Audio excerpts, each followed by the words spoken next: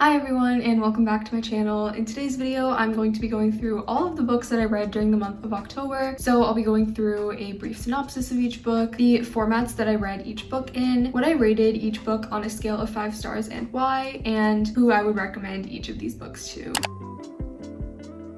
As always, I'm going to first give you a brief overview of what my reading looked like last month. So I ended up reading 7 books and my average Storygraph rating was 4 stars. I didn't end up reading as much as I wanted to because October was a super busy month for me and it was full of exams and projects, but hopefully I'll be able to read a little bit more this month, especially since Thanksgiving break is coming up, which I'm really excited for. Anyway, without further ado, let's just get into these books. The first book I have written down is Icebreaker by Hannah Grace, and this is the first book in the UCMH series. I read this on Kindle Unlimited, by the way. This book follows Anastasia Allen and Nate Hawkins, who are both students at the University of Maple Hills, California, which is supposed to be a fictional UC school that is pretty close to UCLA. Anastasia is a figure skater who is trying to get to the Olympics, and she is a highly motivated individual. She literally plans out every minute of her day to the point where it's obsessive and unhealthy, and she's also in therapy for this and for a few other reasons. Nate, on the other hand, is the captain of the UCMH hockey team, and he is super easygoing and fun to be around. One day, something happens to one of the ice rinks at their university, and because of this, the figure skaters and the hockey team have to share one rink, which makes scheduling a nightmare. Anastasia is extremely upset by this because it means that she'll have less time to practice figure skating, and she does not like it when things are out of her control, so she's not having a good time. On top of that, her mental health issues start to get worse, and her figure skating partner gets injured, so this delays her plans even more. During this time, she has also started up a sort of friends with benefits situation with Nate because she does not want to be in a serious relationship, and Nate offers to be her skating partner while her old partner is injured. So they start practicing together, and it's just a super cute college sports romance. There are some pretty heavy topics in this book though, so definitely search up trigger warnings before you read it. But overall, it is incredible. I rated it 4.75 stars, and I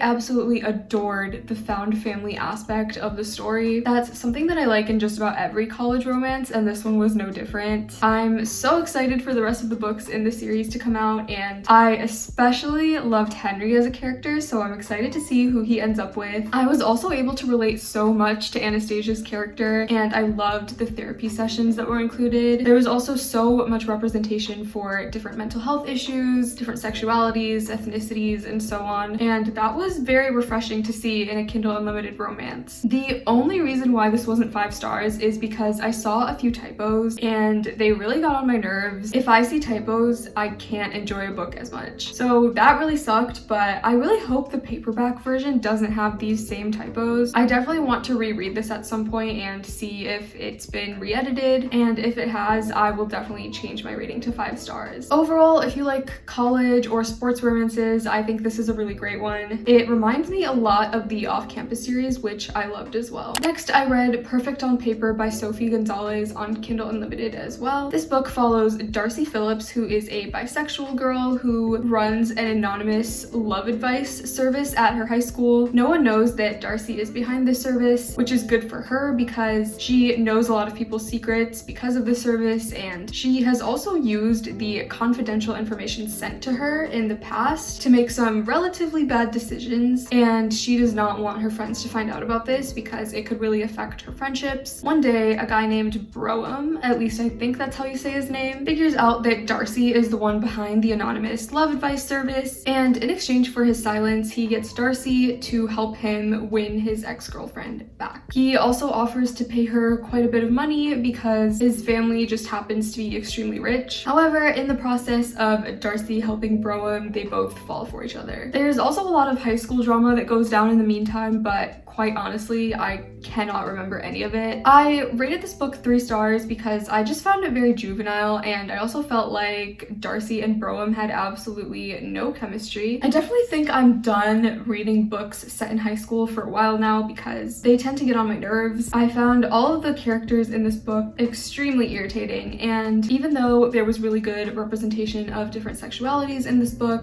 that wasn't nearly nearly enough to make up for the horrible plot and characters. I honestly would not recommend this book to anyone, and I think that if you want a good YA romance, there are better ones out there. Specifically, I recommend any of Alice Oseman's books. After that, I read Alice's Adventures in Wonderland on my Kindle while listening to the audiobook at the same time. I read this before bed to make it easier for me to fall asleep, and it definitely worked. This story is so nostalgic, but it's honestly not that interesting to me anymore, so I only rated it 3 stars. I definitely recommend it if you need a book to help you fall asleep though. Next, I read From Blood and Ash on my Kindle while listening to the audiobook at the same time. This book is a fantasy romance that follows Poppy and Hawk. Poppy is a maiden in this fantastical world, which means that she is supposed to be completely celibate and her entire life is devoted to the gods. Poppy is trying to appear well-behaved and excited about her upcoming ascension, which is a mysterious process to get closer to the gods. However, she's secretly terrified of this, and she's rebelling in small ways, like by sneaking out of the palace that she lives in and by getting one of her guards to teach her how to fight with the dagger. One night when Poppy sneaks out, she has a sexual encounter with Hawk, who soon becomes her main guard after her old one dies, and by dies I mean is killed. From that point, their attraction to each other only grows as some terrible stuff starts happening in this kingdom. There is a lot of rebel activity that we learn about throughout the story, and we also get the feeling that the governing body of this realm is hiding something from its citizens. Overall, this was just okay, and I rated it 3.75 stars. The only reason why I didn't rate this even lower is because I absolutely adored Hawk and Poppy's dynamic, and every time Hawk was part of the scene, I was so invested. Other than that, pretty much everything was horrible. The plot was all over the place, and I was confused until like the last 5% of the book. It was honestly a bit nonsensical. I know this book is super popular on the internet, and I can definitely see why some people would like this book, but I personally think there are better fantasy romances out there. After that, I read Shatter Me on my Kindle while listening to the audiobook at the same time, and I have been wanting to read this for so long because I love dystopian novels,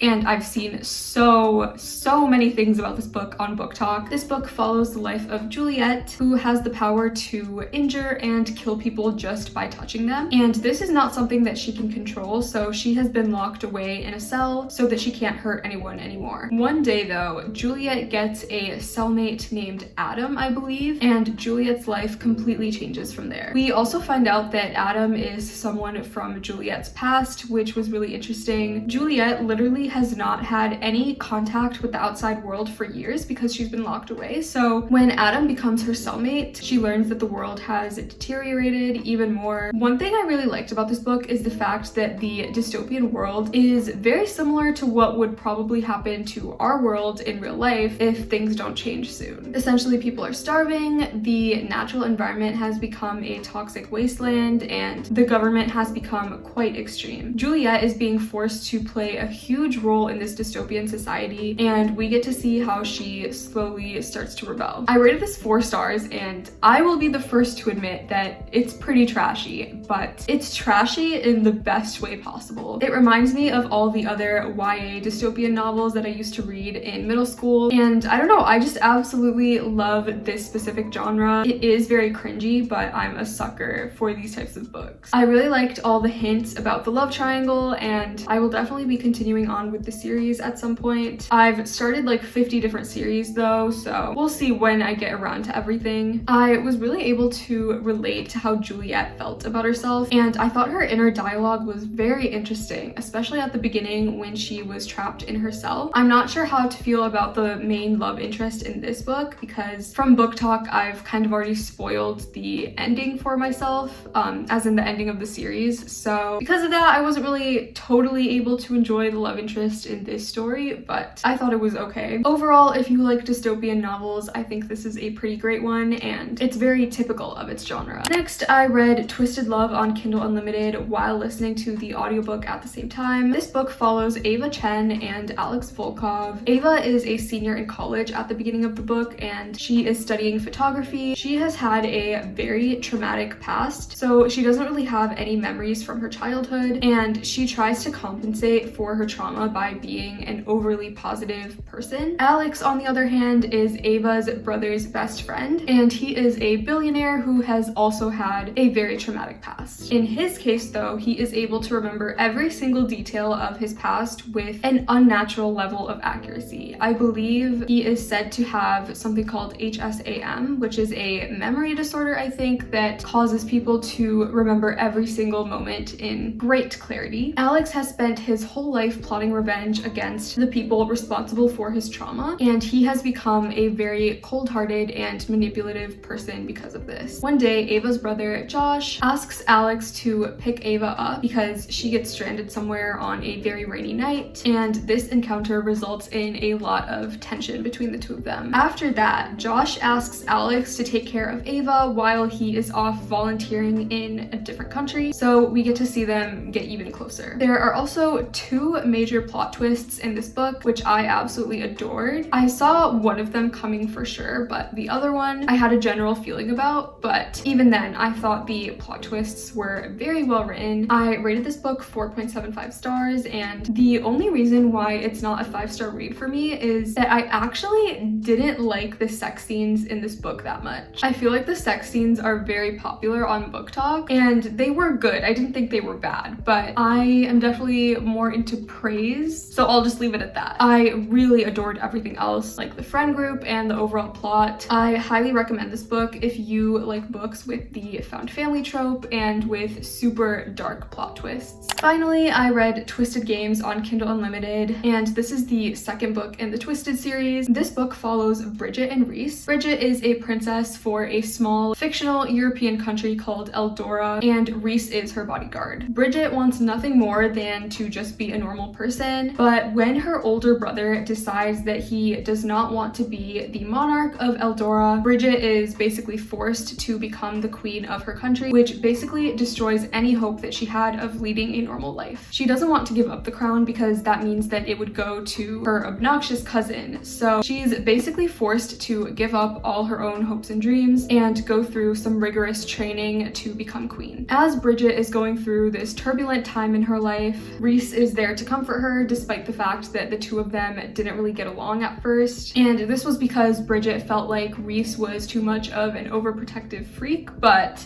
over time, they have grown closer and closer, and now, almost 2 years after Reese originally became Bridget's bodyguard, they start to have a secret relationship. Their relationship is a secret because, according to the laws of Eldora, Bridget can only marry someone of royal descent, and Reese is not of royal descent. So you get to see their forbidden relationship, which was honestly such a delight. I rated this book 4.75 stars as well. Even though I thought this was slightly better than the first book in the series, I couldn't bump it up to 5 stars because I just didn't feel like it was as perfect as some of the other 5-star reads that I've had. I am trying to finish this series in November, so stay tuned for more of my thoughts on the rest of these books. But again, the found family and the plot twists in this series are incredible. So that is it for all of the books that I read during the month of October. Hopefully you were able to get some book recommendations from this video, and hopefully I'll be able to read more in November. Anyway, I really hope you enjoyed watching this video, and I will see you next week.